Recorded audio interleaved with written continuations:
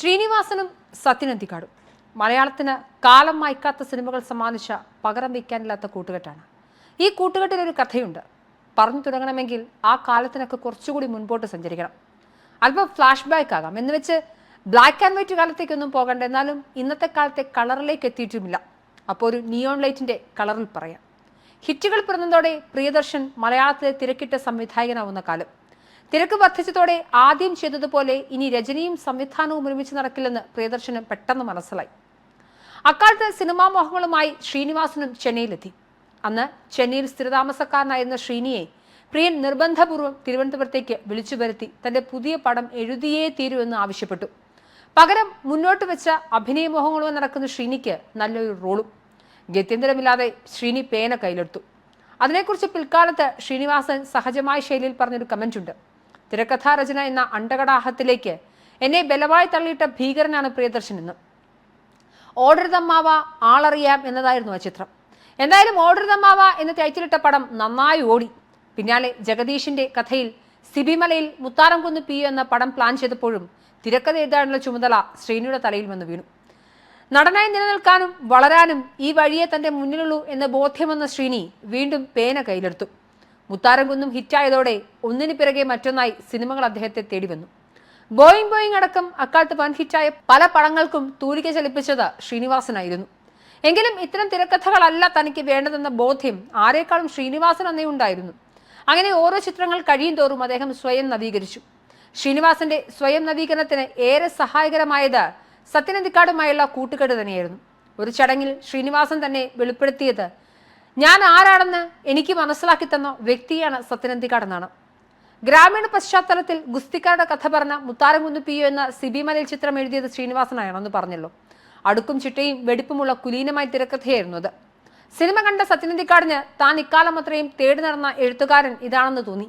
ഒരു ചരിത്ര നിയോഗം പോലെ സമാന അഭിരുചിയുള്ള രണ്ട് മനസ്സുകളുടെ പാരസ്പര്യം സംഭവിക്കുകയായിരുന്നു. ശേഷം സത്യനന്ദിക്കാട് ശ്രീനിവാസൻ കൂട്ടുകെട്ടിൽ ഗാന്ധിനഗർ, സെക്കൻഡ് സ്ട്രീറ്റ്, സന്മനസ്സുള്ളവർക്ക് സമാധാനം, നാടോടിക്കാറ്റ് തുടങ്ങി 2018 പുറത്തിറങ്ങിയ ഞാൻ പ്രകാശൻ എന്ന ചിത്രം വരെ നീളുന്ന കൂട്ടുകെട്ടുണ്ടാവുന്നു. കേവലം തമാശപ്പടങ്ങളായിരുന്നില്ല അതൊന്നും. മനുഷ്യന്റെ ജീവിത പ്രതിസന്ധികളും അവസ്ഥാപരിണിതികളും നിസ്സഹായതയും മറ്റും നർമ്മത്തിൽ ചാലിച്ച് അവതരിപ്പിക്കപ്പെട്ട ആ സിനിമകൾ ആന്തരിക ഗൗരവം നിലനിർത്തുന്നതായിരുന്നു. വരവേൽപ്പ്, സന്ദേശം തുടങ്ങിയ സിനിമകളിലെത്തിയപ്പോൾ നർമ്മം ഒരു ബാഹ്യാവരണം മാത്രമാക്കി നിർത്തി സമൂഹത്തിലെ പുഴുക്കുത്തുകളും മാലിന്യങ്ങളും അതിശക്തമായി തുറന്നുകാട്ടുന്ന പുതിയ ചലച്ചിത്ര സമീപനത്തിലേക്ക് ശ്രീനി വഴിമാറി. അതിനൊക്കെ മികച്ച സ്വീകാര്യത ലഭിക്കുകയും ചെയ്തു. അതിനാൽ തന്നെയാണ് തന്റെ വിജയ ചിത്രങ്ങളുടെ ഒരു പങ്ക് സത്യനന്ദിക്കാടിനും ശ്രീനിവാസൻ നൽകുന്നത്.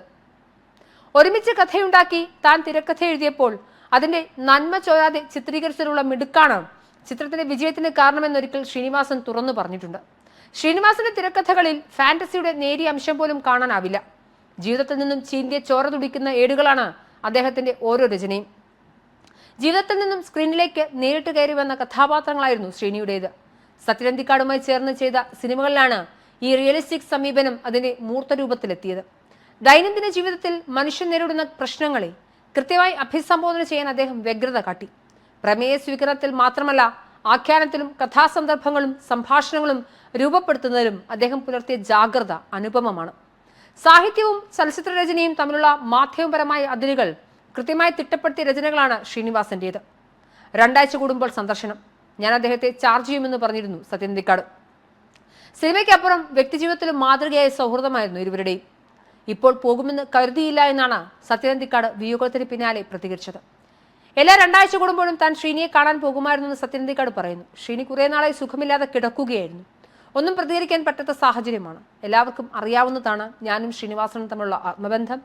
എല്ലാ 2 ആഴ്ച കൂടുമ്പോഴും പോകാറുണ്ടായിരുന്നു. മിനിഞ്ഞാന്നും സംസാരിച്ചിരുന്നു. അതിനിടയ്ക്ക് പുള്ളിയൊന്ന് വീണു. നടക്കാൻ ബുദ്ധിമുട്ടുണ്ടായിരുന്നു. സർജറിയും കഴിഞ്ഞു. ഞാൻ വിളിച്ചപ്പോൾ നടന്നു തുടങ്ങി. വോക്കറിൽ നടക്കാൻ പറ്റുമെന്നാണ് വിചാരിച്ചതെന്നാണ് പറഞ്ഞത്. ഇപ്പോൾ പോകുമെന്ന തോന്നൽ ഉണ്ടായിരുന്നില്ല എന്ന് ആ പ്രിയ സുഹൃത്ത് എടുത്തു പറയുന്നു. 2 ആഴ്ച കൂടുമ്പോൾ വീട്ടിൽ പോകും. രാവിലെ തൊട്ട് വൈകുന്നേരം വരെ വീട്ടിലിരിക്കും. ബുദ്ധിയും ചിന്തകളും ഒക്കെ വളരെ ഷാർപ്പാണ്. കഴിഞ്ഞ പ്രാവശ്യം എന്നോട് പറഞ്ഞു മതിയായി എനിക്കെന്ന്. കുറച്ചു കാലമായി അസുഖമായി കിടക്കുകയാണല്ലോ. അതൊന്നും നോക്കിയിട്ട് കാര്യമില്ല, നമുക്ക് തിരിച്ചു വരാമെന്ന് ഞാൻ പറഞ്ഞു. തെരഞ്ഞെടുപ്പ് കാലത്ത് സന്ദേശം വീണ്ടും ചർച്ചയായപ്പോൾ ഞാൻ അദ്ദേഹത്തോട് പറഞ്ഞു. സത്യനന്ദിക്കാട് പറയുന്നു. മലയാള സിനിമയിലെ ഐക്കോണിക് കൂട്ടുകെട്ടായിരുന്നു സത്യനന്ദിക്കാടും ശ്രീനിവാസനും. ശ്രീനി ഇല്ലെങ്കിൽ താനില്ല എന്ന് പലപ്പോഴായി സത്യനന്ദിക്കാട് എത്രയോ തവണ പറഞ്ഞിട്ടുണ്ട്.